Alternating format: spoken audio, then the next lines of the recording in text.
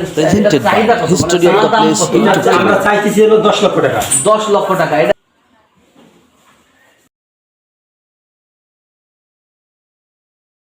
সম্মানিত দর্শক মণ্ডলী, আসসালামু আলাইকুম। History of the place YouTube চ্যানেলের পক্ষ থেকে আপনাদের সকলকে জানাই স্বাগত। দর্শক, আপনারা জানেন আমি প্রতিনিয়ত এই ইউটিউব চ্যানেলের মাধ্যমে আপনাদের সামনে তুলে ধরার চেষ্টা করি বাংলাদেশের আনাচে কানাচে লুকিয়ে থাকা বিভিন্ন ঐতিহাসিক স্থান, এছাড়াও কৃষি বিষয়ক কিছু তথ্য। এর পাশাপাশি আমি কিছু খামারের সফলতা নিয়ে এই ইউটিউব চ্যানেলে ভিডিও নিয়মিতভাবে প্রকাশ করি।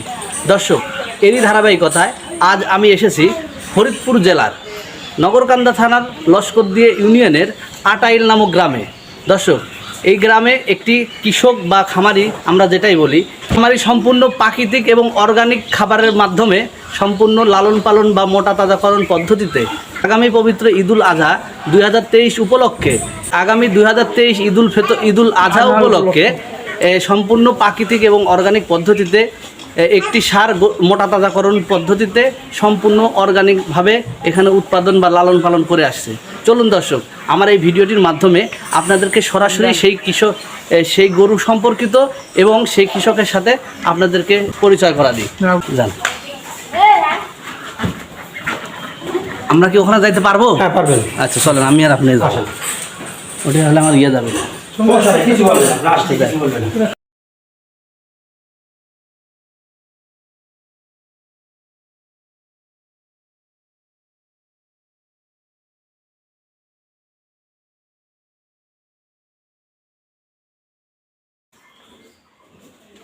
যদি আমরা সুমন ভালো ভিডিও করছে, আর কিছু বলার থাকলে বলতে পারেন, কিন্তু আপনি যদি চান আমি কেটে দেবো, এগুলো কথা সব কেটে দেবো, মানে কিছু কিছু কথা তো কাটবো। আর এছাড়া যদি আপনি কিছু বলেন। আসসালামু আলাইকুম। ওয়ালাইকুম আসসালাম। ভালো আছেন? আলহামদুলিল্লাহ। আপনার নাম? আমার নাম হলো মাহফুজুর রহমান চৌধুরী, ফরিদপুর ডিস্ট্রিক্ট নগরকান্দা থানা, ডাঙ্গি ইউনিয়ন, আটাইল গ্রাম। আমার একটা ইউটিউব চ্যানেল আছে, বা আমি একজন ইউটিউবার। আমি এই ভিডিওটির মাধ্যমে বিভিন্ন ক্রেতা সাধারণের দৃষ্টি আকর্ষণ করি। এর পাশাপাশি বিভিন্ন কৃষক উদ্যোক্তারা তারা যেন আমার এই ভিডিও থেকে উৎসাহিত হয়, যাতে করে তারা এরকম মোটা তাজাকরণ পদ্ধতি, দেশীয় পদ্ধতিতে মোটা তাজাকরণ করে যেন লাভবান হয়। সেই সাথে ক্রেতা সাধারণ যারা কুরবানির জন্য বা ব্যবসায়িক যারা কিনতে আগ্রহী, তারা যেন এটা দেখে তারা আগ্রহী হয়ে তারা যেন আপনার সাথে যোগাযোগ করতে পারে। এই ধারাবাহিকতা আপনার কাছে আমরা ভিডিও করার জন্য এসেছি। এটার নাম রাখছেন কি? লাল মিয়া। আচ্ছা, এই লাল মিয়া গরুটি কি আপনি নিজেই মানে লালন পালন করে বড় করছেন, না আপনার কিনা ছিল? এটা হলো আমাদের এলাকার পাশে ছিল। আচ্ছা, সেখান থেকে হলো আমি এটা কিনে নিয়ে আসছি। আচ্ছা, কত বছর হয়েছে? এটা তো 1 বছর মতো রয়েছে। 1 বছর। আপনি মূলত এই গরু, যে লাল গরুটা বা লাল মিয়া গরুটা যেটা বিক্রি করার চিন্তা ভাবনা করছেন 2023 ঈদুল আজহা উপলক্ষে, এটা আপনি কি কি খাবার দিতেন? কাঁচা ঘাস, নিফিয়ে যে ঘাসটা আছে ওইগুলা, খড়, আর আপনার ওই যে হালকা কিছু ভুসি, আর হলো ওই যে খোল, অর্থাৎ সম্পূর্ণ প্রাকৃতিক খাবার, এবং এর পাশাপাশি যে দানাদার খাবারগুলো, ভুসি টুসি, খোল টোল, এগুলো। কিন্তু কোনো ওই যে মোটা তাজাকরণের জন্য যে ইনজেকশন দেওয়া, এগুলো কিছুই না আমাদের কোনো কোনো, অর্থাৎ সম্পূর্ণ প্রাকৃতিক এবং অর্গানিক। যদিও আমি আপনাদের এই খামারটা দেখে যতটুকু বুঝছি, আপনি প্রকৃত একজন কৃষক বা একজন খামারি, অর্থাৎ একজন উদ্যোক্তা। আপনি তো কোনো ব্যবসা করেন না, লালন পালন করেন এবং দুধ হলে দুধ বিক্রি করেন, এবং সার গরু যেগুলো বিক্রির উপযুক্ত সেগুলো বিক্রি করেন। এবার এই কুরবানি 2023 উপলক্ষে আপনার এটা চাহিদা কত, মানে চাওয়া দাম কত?